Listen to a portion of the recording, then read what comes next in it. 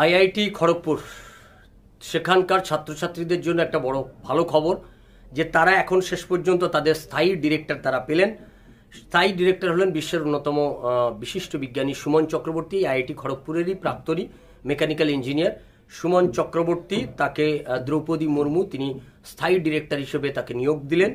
5 বছরের জন্য তিনি এই নিয়োগপত্র পেলেন। ফলে খড়গপুর আইআইটিতে যে সমস্যা ছিল বিগত 6 মাস ধরে তাদের কোনো স্থায়ী ডিরেক্টর ছিল না, সেই স্থায়ী ডিরেক্টর হিসেবে এবার সুমন চক্রবর্তী আগামী 5 বছর এই আইআইটি খড়গপুরে তিনি কাজ করবেন।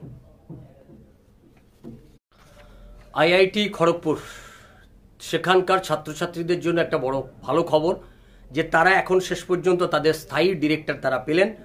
স্থায়ী ডিরেক্টর হলেন বিশ্বের অন্যতম বিশিষ্ট বিজ্ঞানী সুমন চক্রবর্তী, আইআইটি খড়গপুরেরই প্রাক্তনী মেকানিক্যাল ইঞ্জিনিয়ার সুমন চক্রবর্তী। তাকে দ্রৌপদী মুর্মু তিনি স্থায়ী ডিরেক্টর হিসেবে তাকে নিয়োগ দিলেন।